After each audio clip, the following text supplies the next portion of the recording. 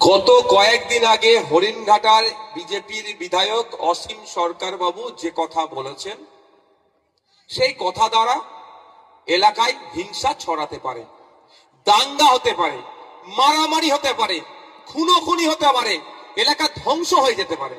মারামারি করে নিজেদের মধ্যে সমাজকে ধ্বংসের দিকে ঠেলে দেওয়ার মতো বক্তব্য দিয়েছে। এতক্ষণ মমতা ব্যানার্জির উচিত ছিল রাজ্যের মুখ্যমন্ত্রী, আমাদের অভিভাবিকা তো উনি, আমার অভিভাবিকাটা মাথায় রাখবেন। আমি ওনার চরম বিরোধী, কিন্তু আমার অভিভাবিকা মানতে আমি বাধ্য, কারণ মানুষের ম্যান্ডেটে উনি পৌঁছেছেন।